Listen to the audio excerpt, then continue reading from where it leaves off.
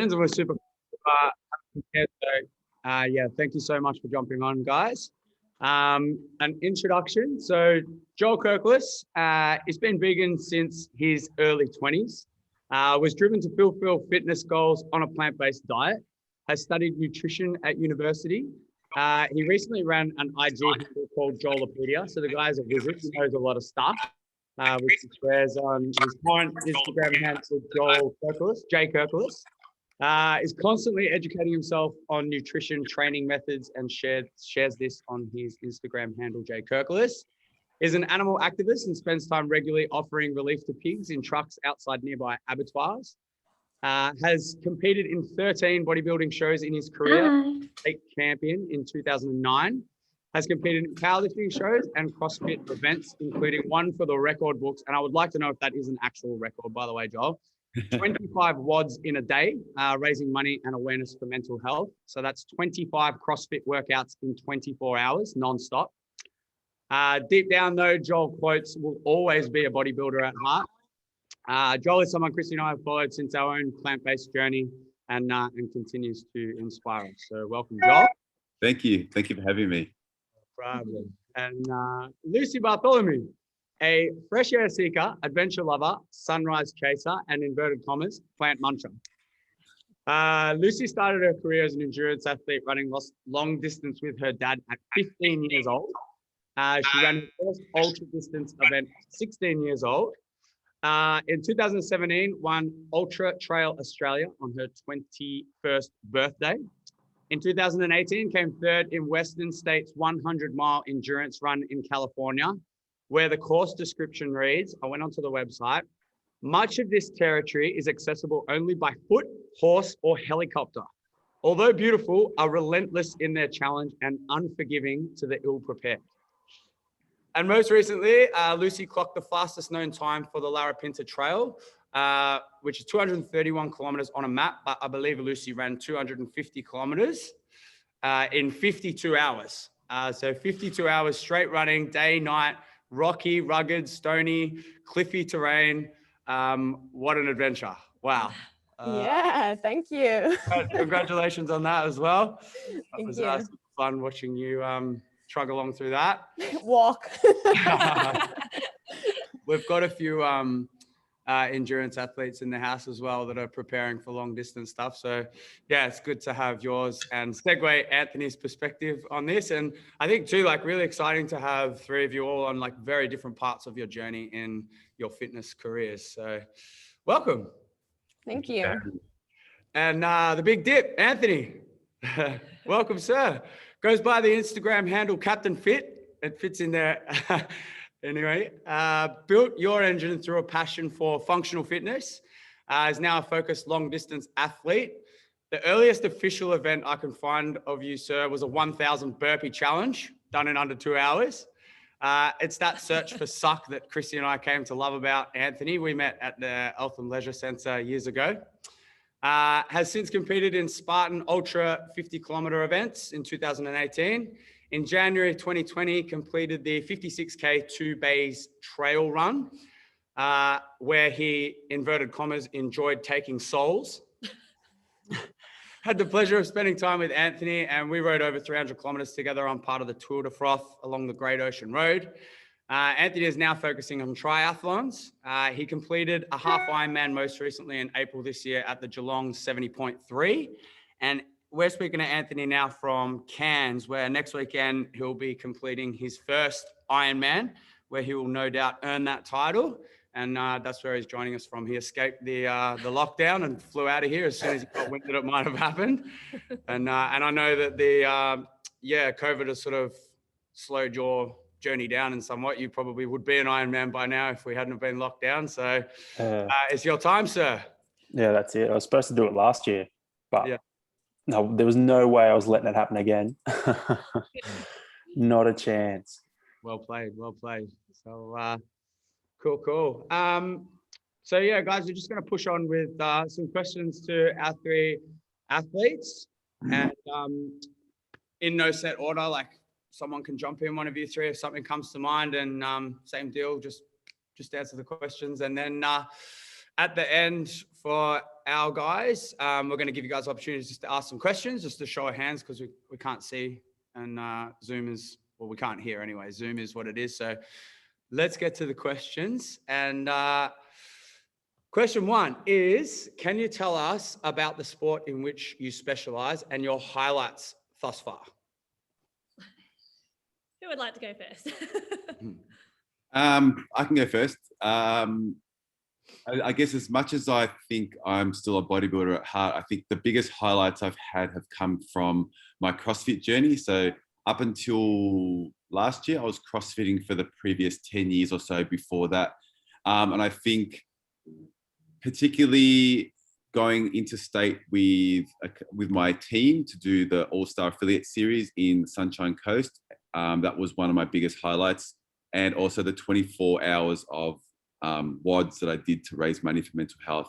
They're probably my two biggest achievements and fondest memories, mostly because of the team and the family and camaraderie aspect of it all. It wasn't such a solo pursuit like bodybuilding is. It was having a supportive crew around me and going through this, with others, like suffering and enjoying the moments at the same time. So I think for me, that was the two biggest memories and achievements that I've had in my training career so far. Love that. Lucy, would you piggyback off that? And like, I know you had a team with you on the Larapinta Trail, right? Yeah, so my sport that I kind of do the most of is ultra trail running. So it's kind of off the road, and ultra is anything over that 42.2 kilometer marathon distance. I probably take it to the more extreme end, to the 100K, 160K, 100 mile, and then recently 140 mile, 250 kilometers. And yeah, maybe I do the running, but you can't do it without the team. So I think that all my highlights and memories that are the fondest are the ones that I've got to share. Running 100Ks at 15 with my dad would be probably, it's where it all began, and it was a huge part of my story. It's the beginning. And then, also back ending that, or like just the most recent being the Larapinta, it was kind of me and two guys that crewed me for 52 hours. And it was pretty remarkable just, what the body can do and when you work together with other people. So I would say that those two, running Western States, that 100 mile that you read about, is definitely something that not many people in the world get to experience. My dad's been waiting 8 years to get in, and I was gifted a bib. So I definitely, running that race was, it was a dream come true. And I was meant to be there last year, and I was meant to be there this year, and maybe I'll be there next year. But so it's good. But I am doing an Ironman in Busselton. So I'm going to change my sports a little bit. So I'm keen to learn about you, Anthony. That's awesome. So one of my biggest highlights would probably be doing the Spartan Ultra in Bright. I did that with one of my best mates, and we trained pretty hard for it. And we just went out there, and it took us, I think it was 50 something Ks, and it took us, might've been 10 and a half hours. But we ran the whole thing together, just talking trash the whole time. And it was probably one of the most fun experiences I've had. We ended up coming in, and we finished, I think, it might've been 10 minutes before the cutoff they had a cutoff to finish in the age group, to qualify for the age group thing. And we ended up finishing, 10 minutes under that. And we finished first and second because we ran the whole thing together. And it was probably one of the best things I've done. Next up, in terms of challenge-wise, would have been 2 bays. I had trained for that because I had started training for my first half Ironman, and I was ready, but I decided to change my shoes on the day and wear shoes that I hadn't trained in for a year. So that meant that my feet, I got 20 Ks in, and then my feet were just absolutely ruined. And from then on, it was just hell. I was like a zombie. I was just trying to put one foot in front of the other and just keep moving, because the bottoms of my feet were so sore, my ankles, everything. I ended up pulling up from that. It took me 5 days to be able to walk properly again. It was a nightmare. And then my most recently, my I guess favorite achievement would have been the Geelong Ironman. After putting in a full year of work, sticking to the training plan properly and not missing a beat, I managed to go out and do sub 5, which I was insanely happy with. And I actually ran a half marathon PB on the day, which was cool too. And I swam I think I got the fastest swim in my age group, which was cool as well. Amazing. But yeah, now I've just got to get ready for the big one. Yeah, in a week. Definitely earned it, man. That's for sure. All right, cool. And quickly, Lucy, why would you want to go back? Why do you want to go back again and do the Western event? Well, I've had 2 different experiences there. So in 2018, it was my first 100 miles, my first time to the States, and I ran blissfully unaware of how far 100 miles is, and ended up having just an amazing day. One of those days that everything clicks. I led for 100 Ks and then ultimately got passed by 2 of my running heroes, and to stand on the podium with them was unreal. Yeah. And then in that race, when you finish top 10, you get to return. And I kind of, just went back into it and thought that I'd have the exact same day, and just kind of didn't respect the distance and didn't respect the training, and just tried to replicate. And you just can't do that. The thing with ultra running and anything endurance is that so many things can go wrong and so many factors play in. So I went back 2019. I had a terrible race, really, really bad. And so I kind of just want to go back and just kind of go in and just have I just want to have a good day. I don't need to have a great day. I don't want to have a bad day, but I kind of just want to, saying goodbye to my dad, revisit that race that kind of destroyed me, took my soul a little bit. And just run it one more time and see how that goes. Cool. Awesome. Love that. Awesome. All right. What has been the most profound challenge in your career so far? And I guess it could be even off pitch as well. But yeah, the most challenging in your career. For me now, certainly going back to study as a mature age student, trying to balance professional life, my training, and studying full time. Decided to go back to become an osteopath, to combine it with my nutrition degree and my personal training. And for me, it's been the biggest challenge. I like to pride myself on achieving high marks, and high goals, whether it's with training or with study. So I think pushing myself to the limit academically as well as physically at the same time has been probably for me the biggest challenge that I've chosen to encounter so far, I think. Yeah, I totally relate to that. Running a big business and trying to keep up with your training goals and fitness. Yeah, I couldn't even imagine what it'd be like to have my own business. I just do it I'm working for other people, so I don't have that extra stress on my plate as well. So stress. That's awesome, man. It's good. I think it's a great platform too. You can, you're learning and then and educating as well. A lot of the stuff you learn, it comes through your message. So that's definitely, I can definitely apply a lot of what I'm learning on a day-to-day basis, and just with individuals that I treat or that I work with.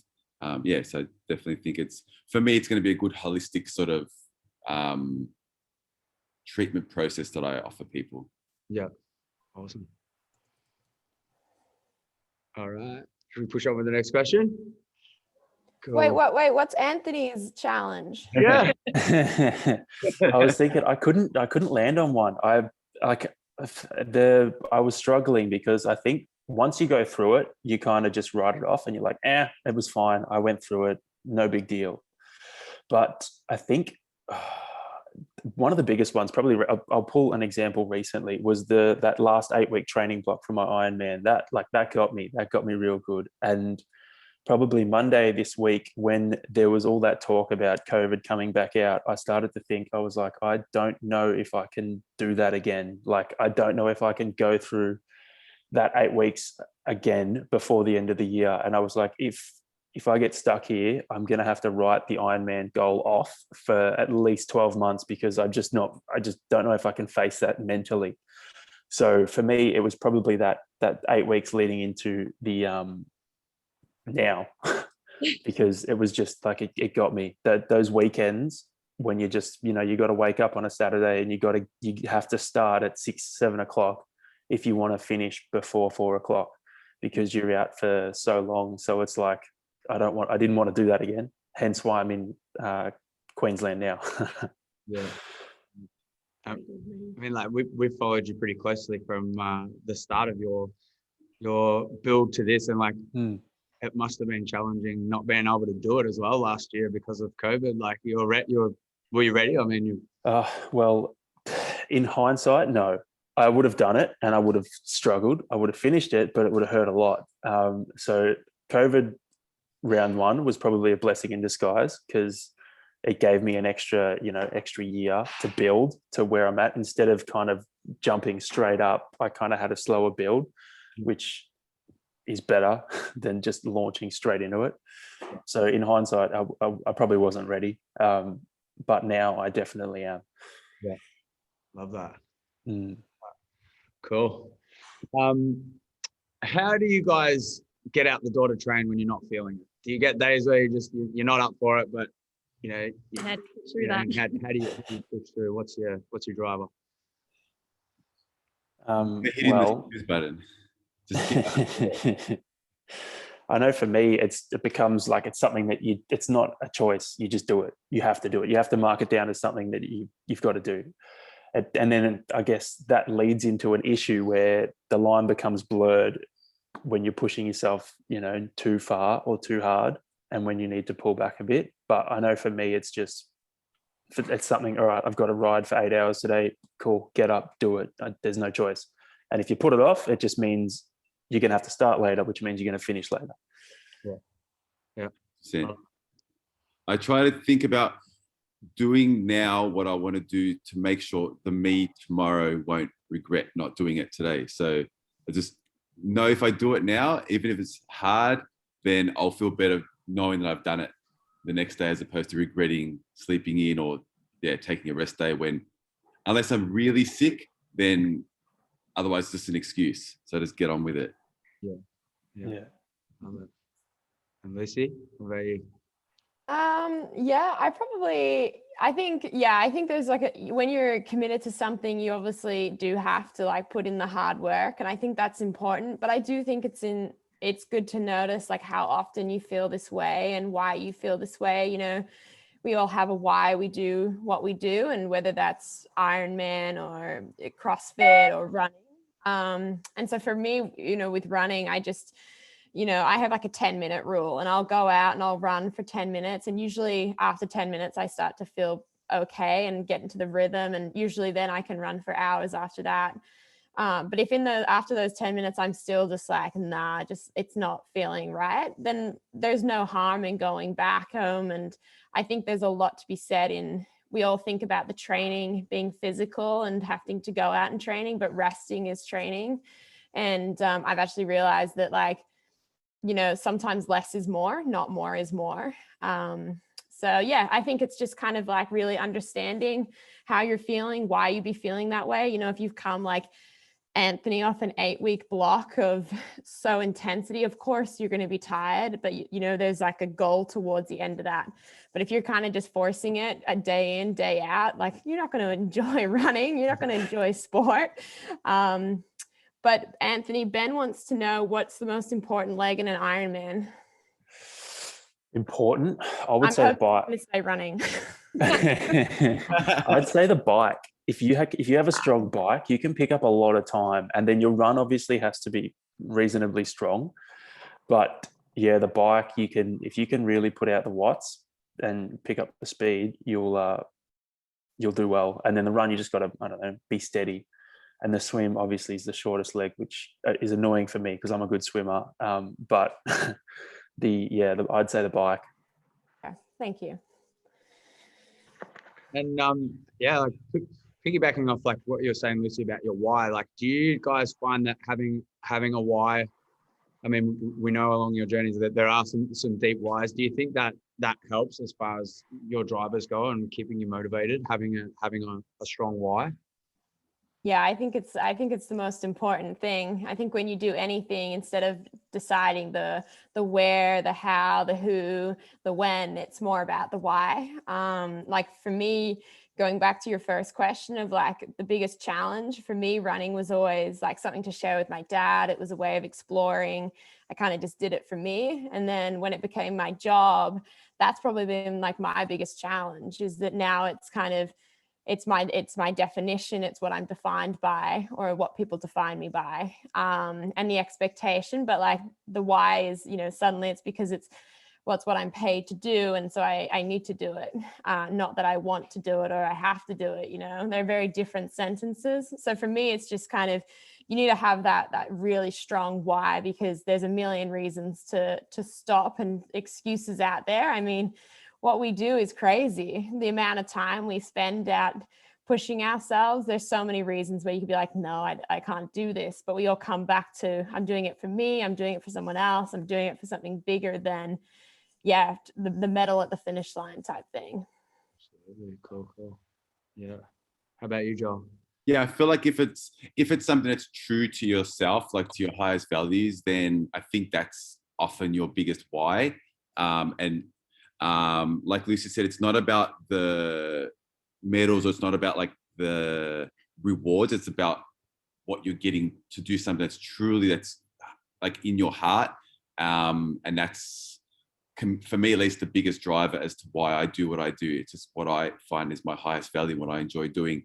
And that's the biggest reward for myself and the biggest motivator to get up and do it every day. And it's something enjoyable to myself. And I think if you do something that's aligning to your highest values, then the why kind of takes care of itself, and you want to do it, as opposed to feeling like it's a chore to get up and do something that may not be something that's enjoyable to yourself or aligning with your highest values. And it can wear pretty thin going down the line when times get tough. Whereas if it's something that's true to yourself and what you really love doing, then you'll want to do it more likely than not. Yeah. Couldn't agree more with what Joel and Lucy said.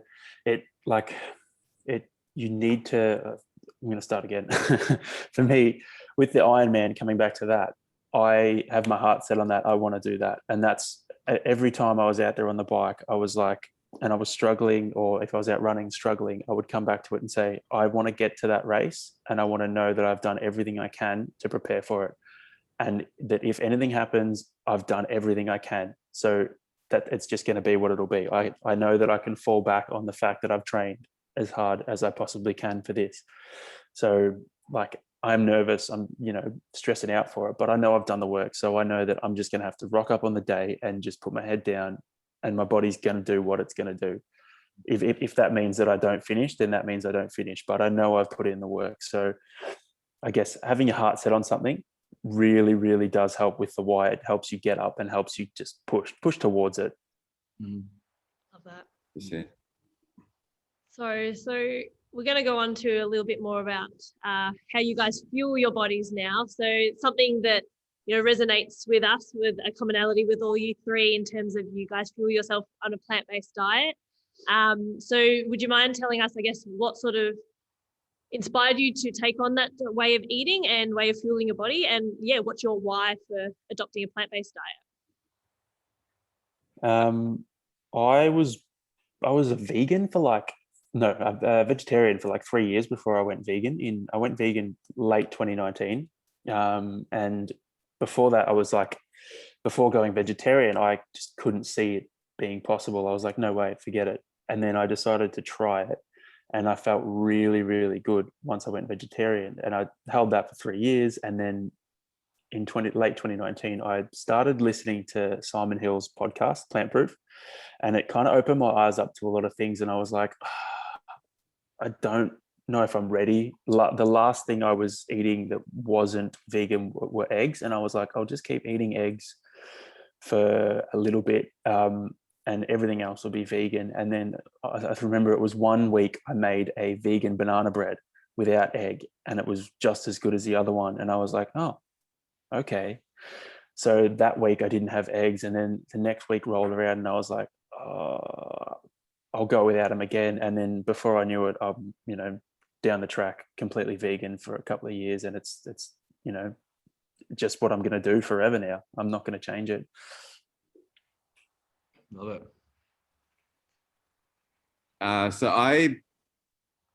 all through my life, I was pretty much raised vegetarian. So my dad's been vegetarian since before I was born. So I was lucky in terms of having someone that could kind of not necessarily make me do it, but he kind of put thoughts into my head that there are healthier ways or more ethically sound ways to eat and still get the most benefit, because he was a bodybuilder himself, a martial artist, so he's always been very active himself. He's vegetarian, so he still has eggs and cheese. But sort of in my late teens, very early 20s, I was really sort of questioning how and why I eat how I do. And it always didn't resonate with me to eat animal products. It just didn't feel right. So I had issues with sort of substances when I was in my very late teens, early 20s as well. So I thought, how can I make myself feel as physically and ethically and morally healthy as I could? So I thought, I'm going to get myself healthy again. I started cycling. I started weight training again, looking to get back into soccer. And I thought, I'm going to eat like a vegan diet and see how I feel. And that was 18 years ago now. And I felt great. And I thought I started to enjoy the bodybuilding side of things again. So I started lifting weights with the goal of competing, because I'm quite a competitive person. And I thought, well, I need to eat animal products. So I started putting eggs back into my diet.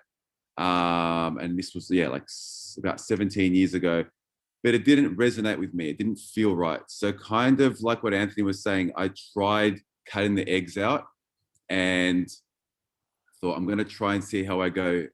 Started eating more legumes, some tofu, because there wasn't a lot of choice back then. There was not many veggie burgers or anything like we have these days. But as the weeks went along, I felt like I'm like feeling better. I'm improving my physique, and I've never gone back. So I just cut the eggs out and went completely vegan, and it felt right with me ethically, because that was probably my main reason for doing it.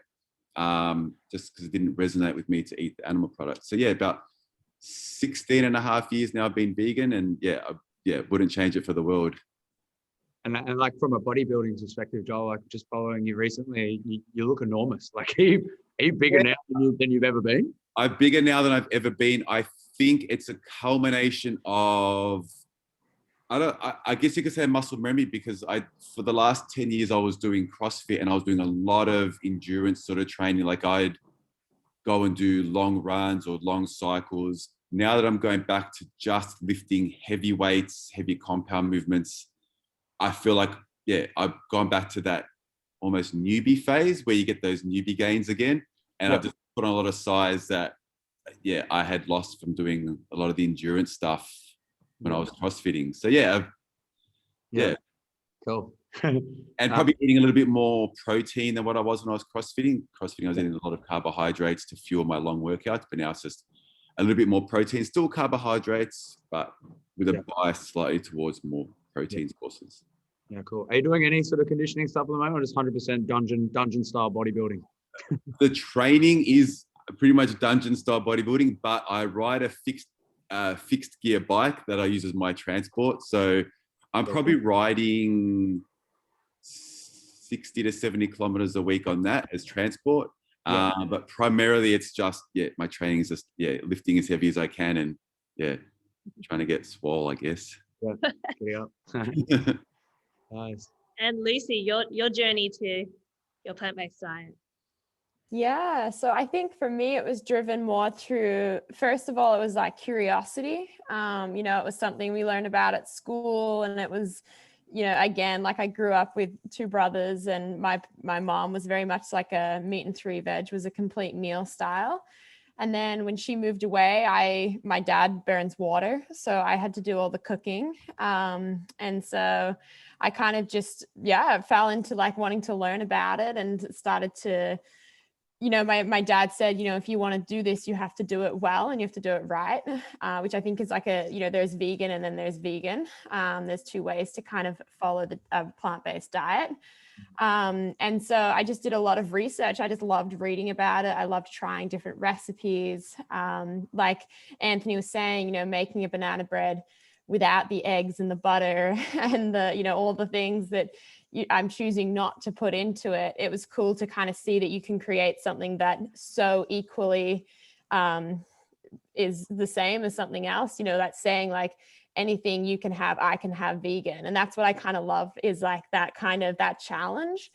And then, I guess just kind of once you read and learn a little bit more about it, nature and the outdoors is like, yes, it's where I go to like play and to run and to train, but it's also like, it is my office. It is kind of my church. It is like my place where I learn the most, so when you kind of running past animals and through nature, you're kind of like, wow, I have a choice to kind of decide to support that land and look after it in a way that I can, I can choose where my money goes. So for me, it was just kind of, that was my decision. And I just love it. I brought out a cookbook that I did last year in lockdown.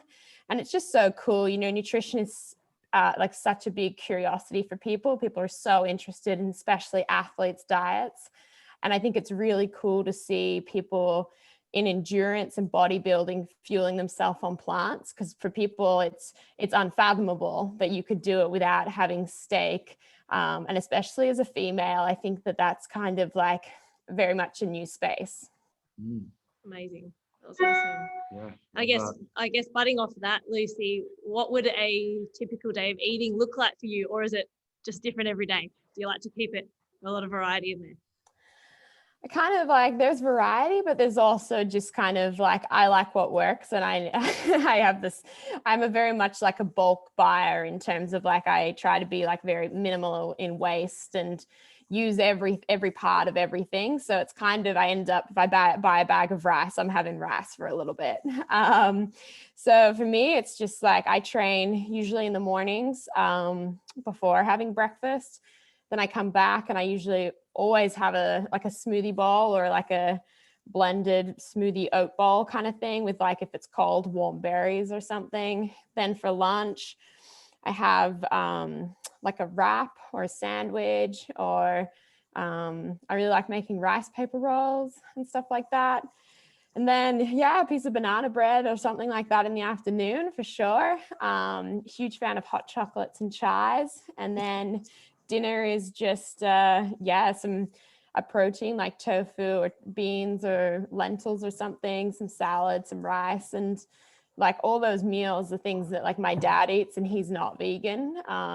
But it's pretty cool to kind of, the base of it's vegan, and he can go wild with his cheese and his sour cream and whatever he wants to do with it. But it kind of just keeps everyone happy. And I'm very fortunate to be in a position where I can spend a lot of time creating food for myself.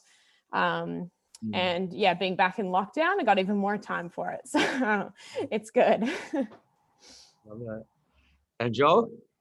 I'm usually a creature of habit for the most part. Like I mix up my dinners most of the time, but the rest of the day I usually eat pretty much the same thing. So I normally start off with, I've got this thing where I cut up green apples into cubes and I mix it up in a bowl of, I use a rice protein powder and peanut butter, and I mix it up like a paste and mix the apples through it and just eat it like that. Sometimes I'll sprinkle through some goji berries or some sultanas as well. And that's my go-to breakfast every day. Then the next 3 to 4 meals are either tofu or tempeh. And I usually have it with either some avocado and greens or sweet potato or some basmati rice. So the carbohydrate sources sort of, I alternate, either do sweet potato one day or I'll do rice one day. And I'll put a little bit of avocado with it. And the greens are usually like bok choy or broccolini or broccoli, sometimes some sauerkraut as well. And dinners, I'll usually do something like either like a homemade pizza. I just get like a gluten-free base and put some mushrooms and olives and some vegan cheese on there. Or I'll do like I use like the corn vegan mince and make up like a bolognese and have that with like some pasta or something. Or I might just get like a nice vegan pie if I feel like something a little bit more indulgent. But that's sort of, my dinners are sort of varied, but the rest of my meals are pretty much the same thing every day. I try to get, like I was saying, higher protein. So I generally have a decent amount of tempeh or tofu as my sources of protein, just to sort of fuel the muscle growth. And do you explore, like you were saying earlier, that 20 years ago we didn't have the mock meats and we didn't have the veggies? Was it? No, there was like some seitan. It was tofu. I couldn't even find tempeh back then. It was just, I would eat, the biggest ones for me back then were like the sanitarium lentil patties and just tofu. And then I'd just get like lentil burgers and stuff on their own. Like, so lentils on their own, just make up lentil burgers or just mix it with some rice or something like that. So I'm spoiled for choice now. Yeah. I like to experiment with what else is out there. Like I like going to the organic shops, just seeing what other vegan, Surprise. ice cream or it's just, it blows my mind how far the industry's come and the exposure towards vegan food has really spread. It's such a good thing to see. Yeah, it is.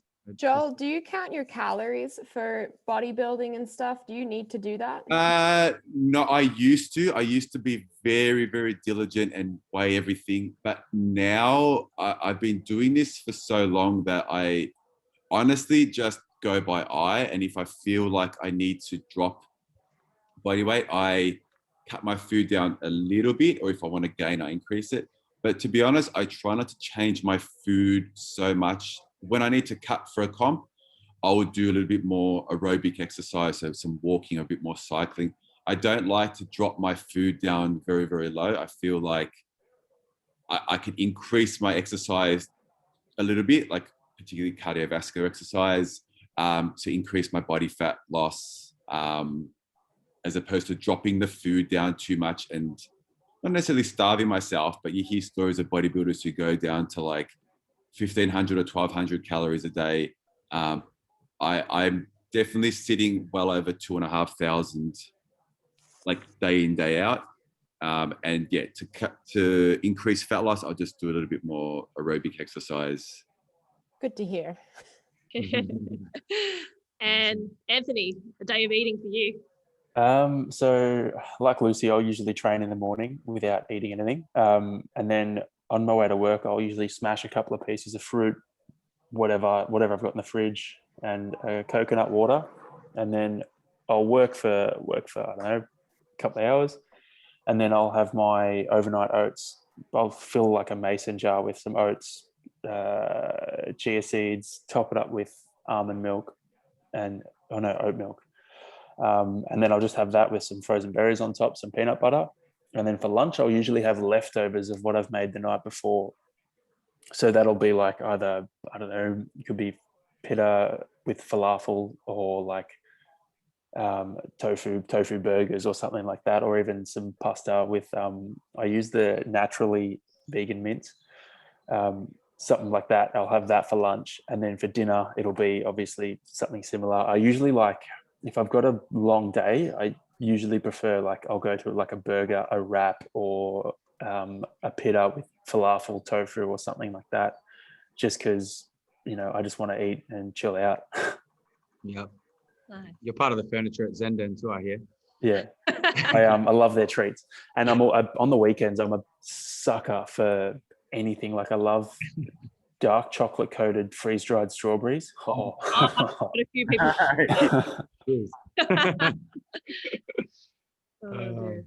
Cool. Last question for you guys. From us. Yeah, from us. Yeah. How do you hope to influence others through your journeys? You go for it. I just want to show people that you can do it. It's not, you've just got to make that call. And once you commit and once you, I guess, pull the trigger and you push yourself, a little bit further than what you think you can do it.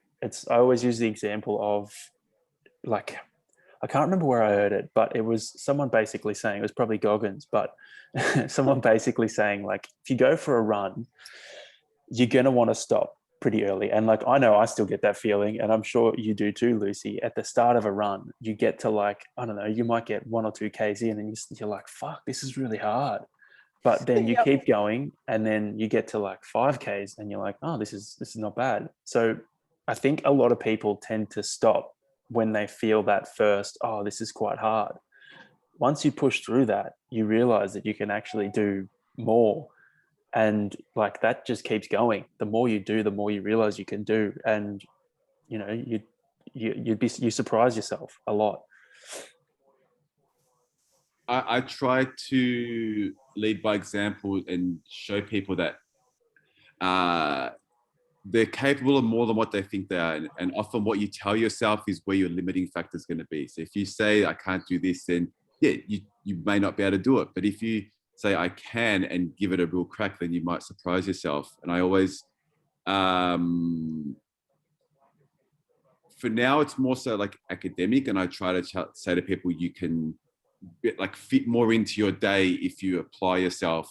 Whereas before it was more so like you could physically do more than what you think you could. Like I once got up and ran a marathon just because I wanted to do it. And I said to myself, I'm going to just get up and try this. Even if I fail, I'm going to give it a crack. Or the 24-hour workout, just like set your limits so high that even if you like fail, you've achieved more than what you could if you thought like that you couldn't do it.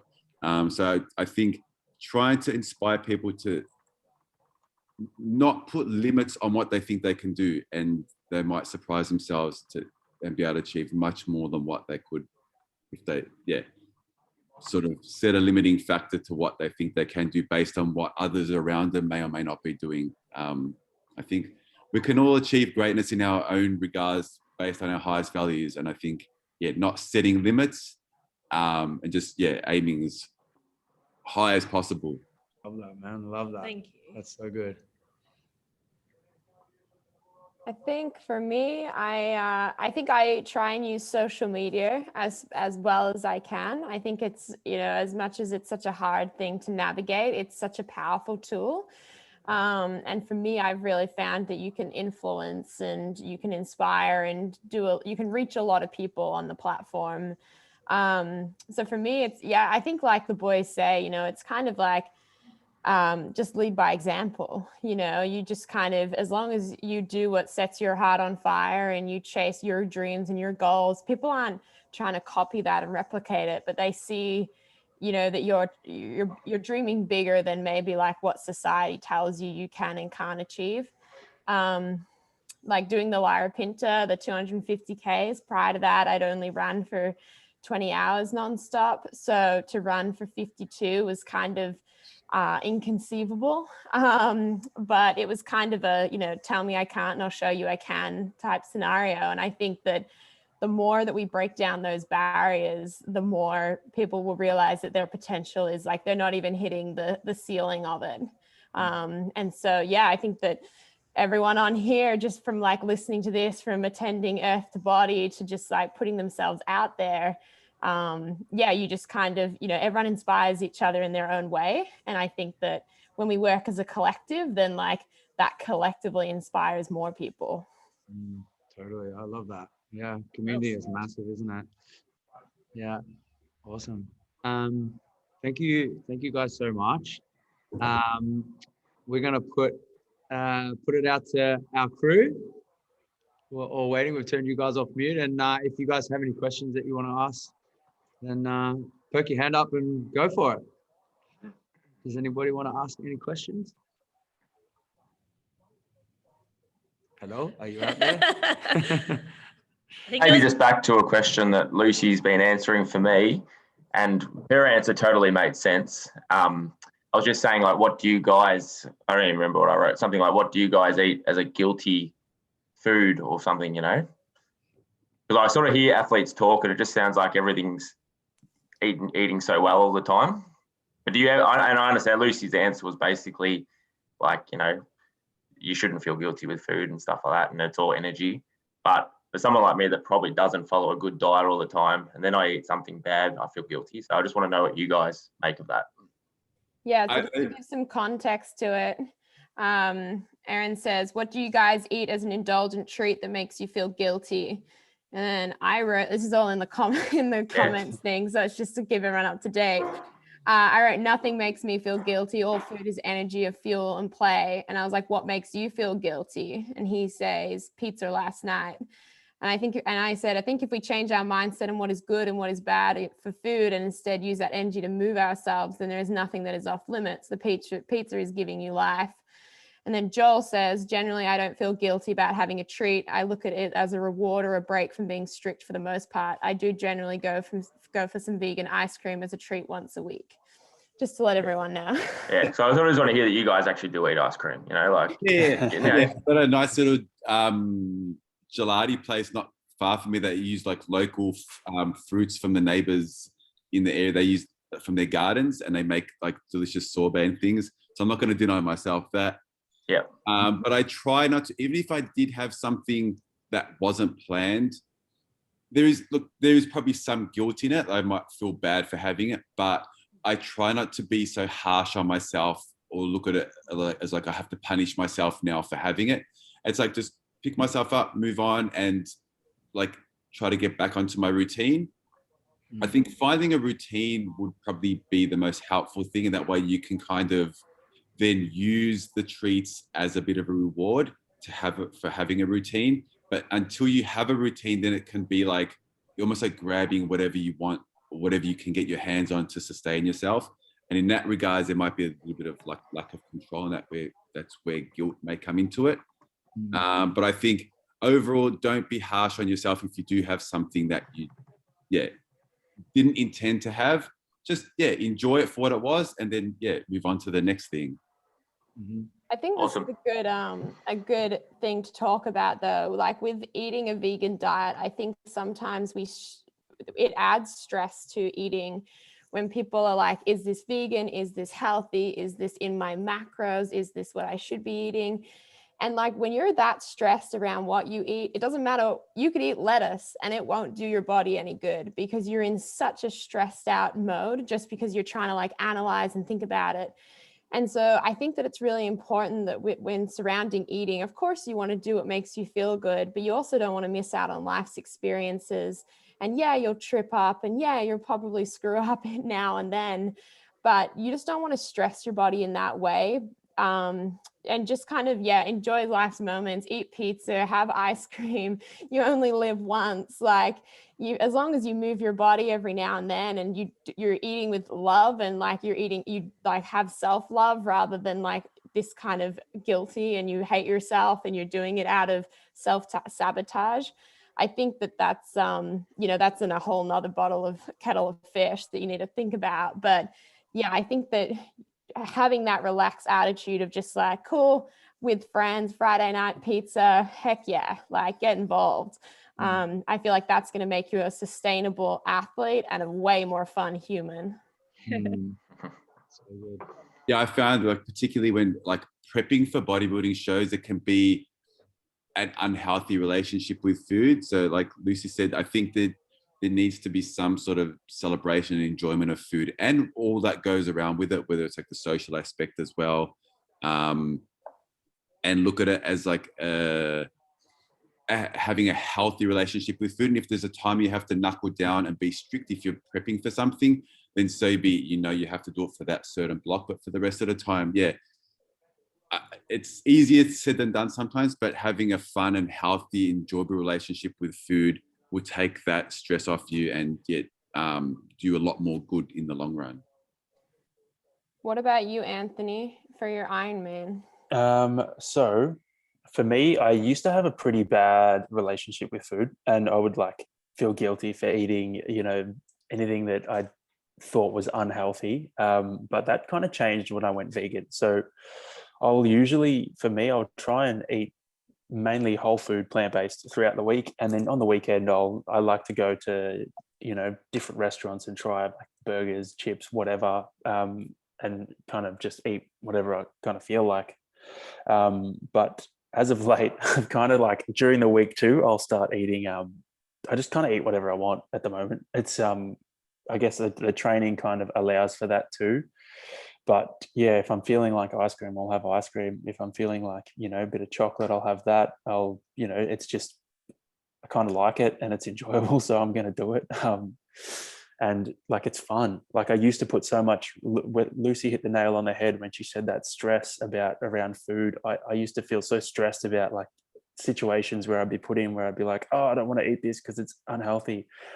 But now I'm like, no, I'll have 2 serves of chips. Like, give me it all because it's good. It's fun and it's delicious. What are you going to have after your Ironman? Ooh. Oh, I honestly think I'm just going to go to sleep. Nah, I haven't even put a thought to that. I'll probably start scoping some places out this afternoon.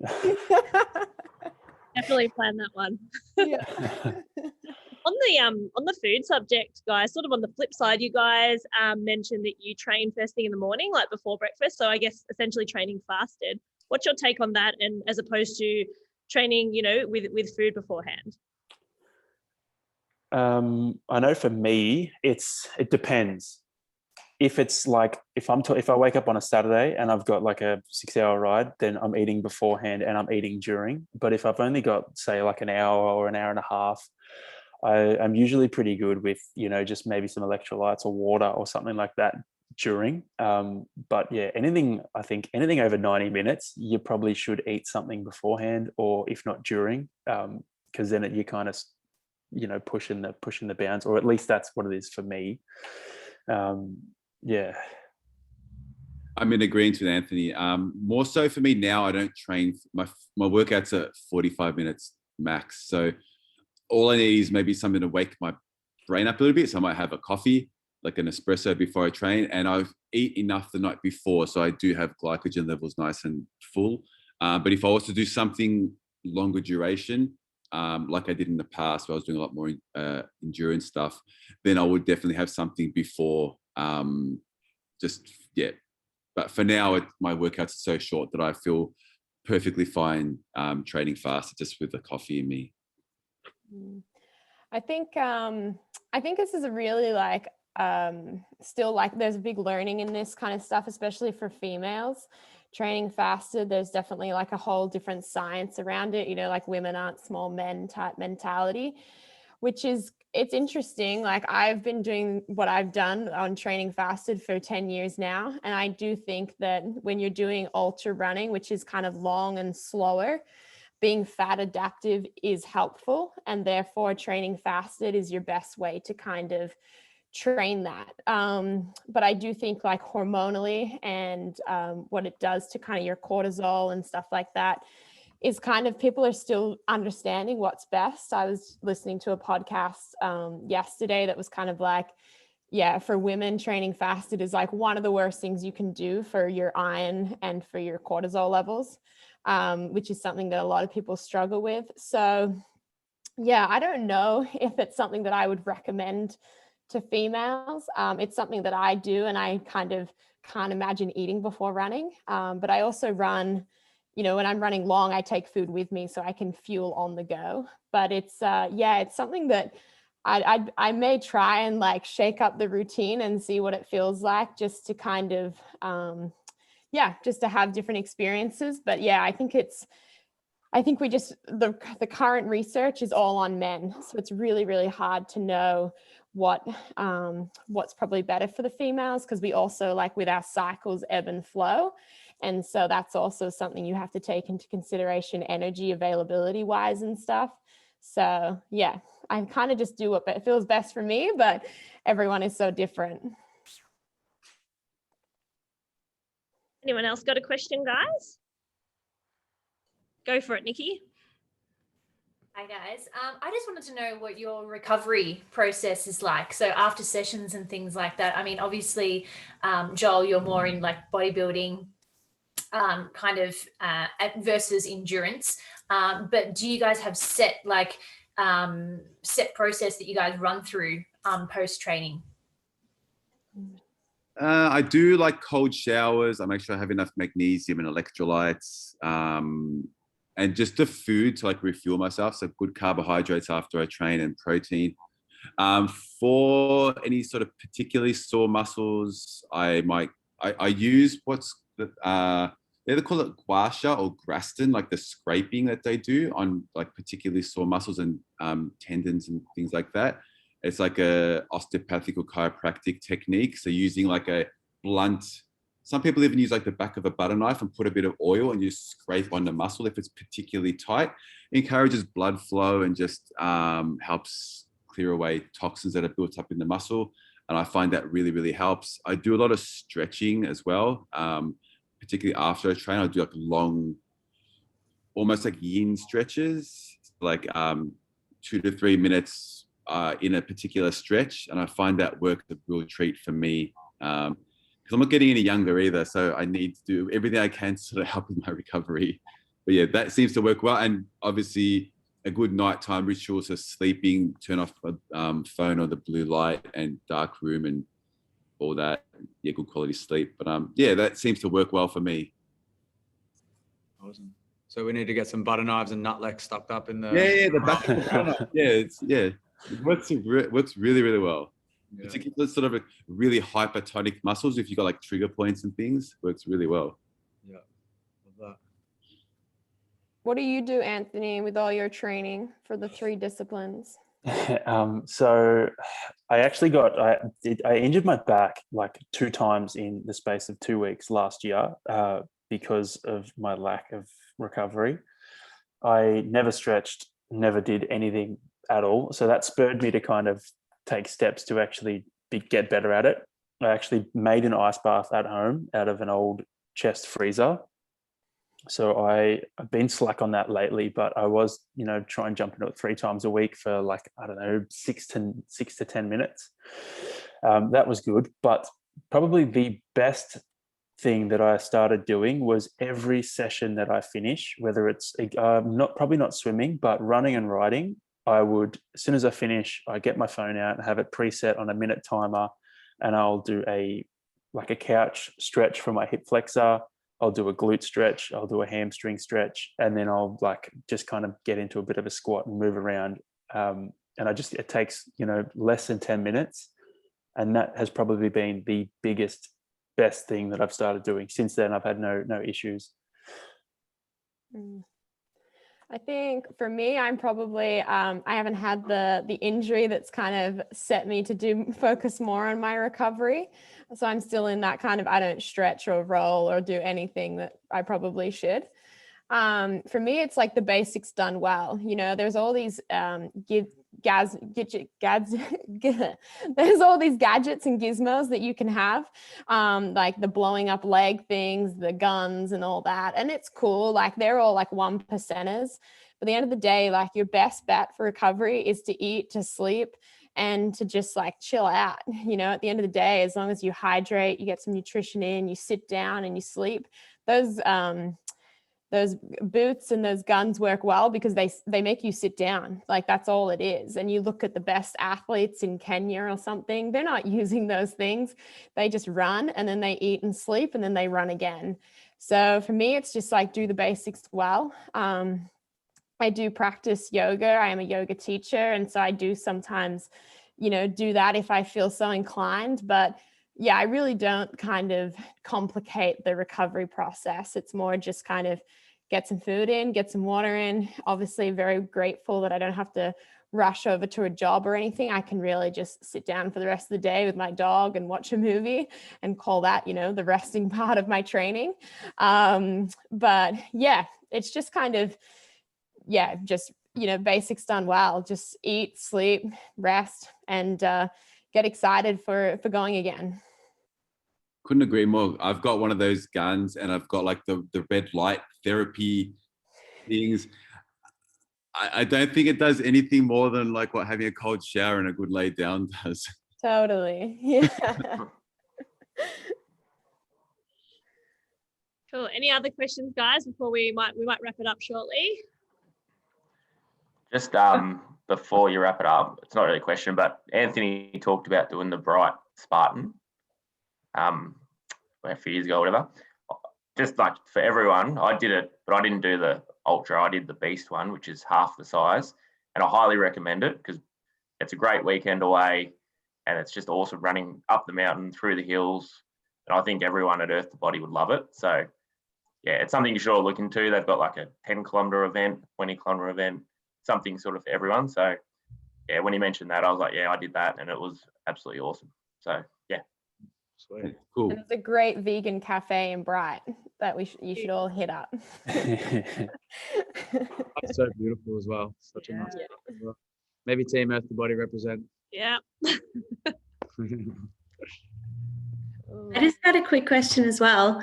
Anthony, you just mentioned about back injuries, and Lucy, you said you hadn't really had any, which is amazing with the amount of running you do. But yeah, I was just wondering, like, if you, Joel, maybe if you've had any major injuries that have stopped you from training and how you deal with that mentally as well.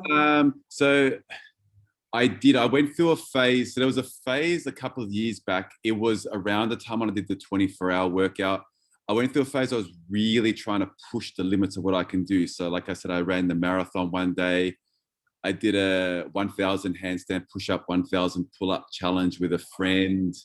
I did a triple marathon on ski erg, rower, and assault bike. So 100 miles on the assault bike, which was like a 14-hour event.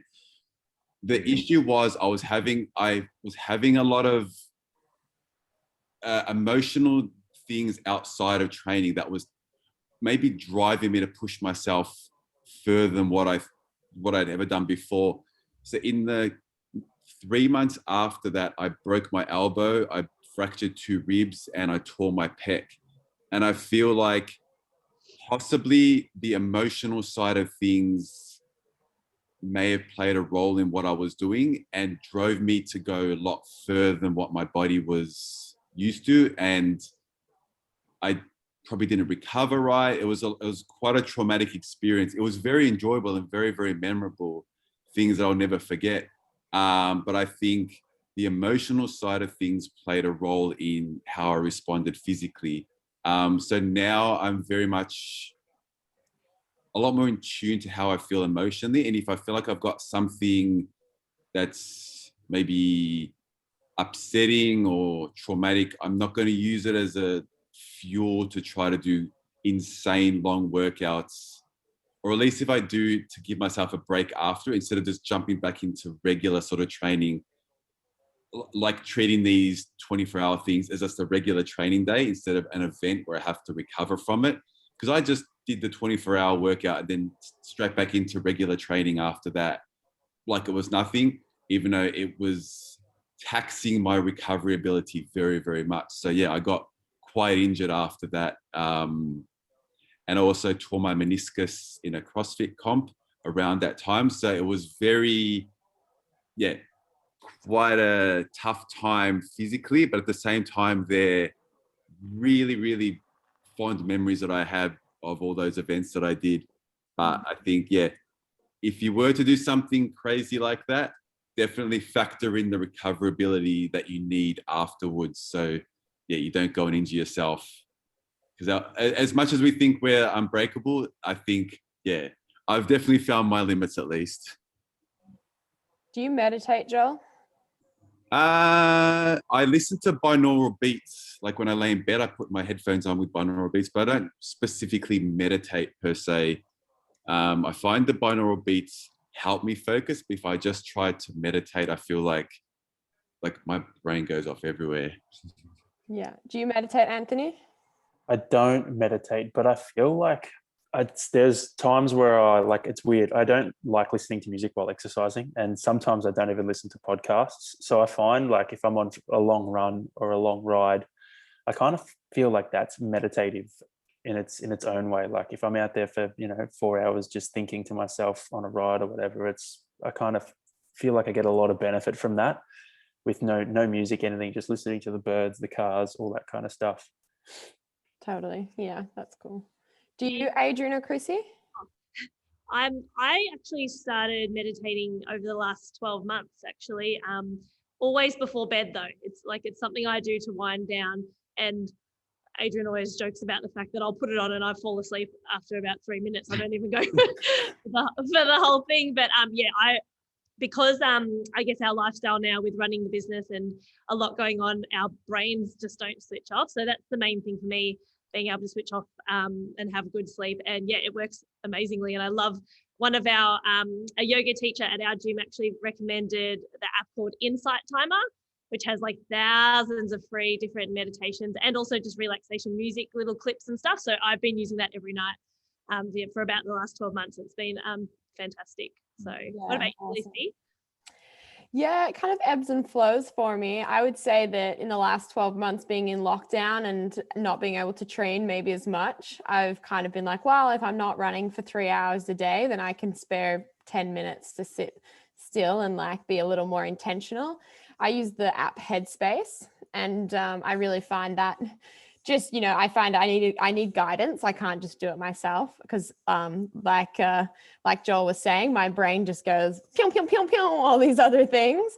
But I think it's like a great thing, like you say, just before going to bed, because it's just kind of gives a little space to all your thoughts. But I think that like for Anthony with his big Ironman coming up, like I was talking to some people about, you know, the power of meditation and visualization before like a big event like that, where it is so like you are a whole bundle of emotions and nervousness and the training's dialing back. It's something that, you know, adding in isn't a bad thing to do. So I was just curious. Yeah. Might have to give it a shot. Yeah, it can't hurt you, that's for sure. That's true. You can't do anything bad. No. Cool. Any other questions from the tribe before we wrap it up? Thank you everyone for joining in. I know you would have been here in person if we could have. Yeah, that was amazing. I really enjoyed that. And thanks for coming on and inspiring and sharing your stories. Hopefully, you know, once everything goes back to normal, we can get you guys down for a sesh. Yes, definitely. I'm very excited to do some weightlifting. I miss it. No, that'd be awesome. We'd love to meet you guys in person and have you guys meet the members here. It's a beautiful community that we're growing here at Esterbody, even though we're only 6 months young. But, you know, a lot of incredible people. And so it's been really nice to have you guys, you know, further inspire our community. And we really appreciate your time and your knowledge and your experiences and sharing that. So thank you so much. Thank you. Really appreciate the opportunity. Welcome. You go. Zoom clap. Thanks, guys. Yeah, thanks, guys. Thank you. And good luck, Anthony. Good luck, Anthony. Thanks, Lucy. Thank you. Yes, good luck, Anthony. We're going to need updates. We're going to need, oh, look at the dog. Yeah, this is Jet. Jet. Hey, Jet. A lot of people are sitting there with their dogs, and I was like, this is the great thing about Zoom. Everyone's got their dog. Guys, make sure you follow these guys on Instagram and let's watch Anthony's journey over the next week, big boy. Thank you. Thank you very much. We back you, Anthony. You got this. Yes. Absolutely. Got it. We'll all be here to cheer you on from afar. I'll make sure I share the story afterwards. Yes. There's another one of these. Awesome. Thank you, everyone. Thank you very much. See you guys. Yeah, bye, Molly and dog. Thank you. How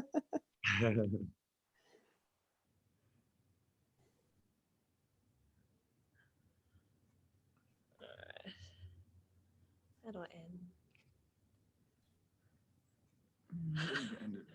I need to stop the recording. I was recording it, guys.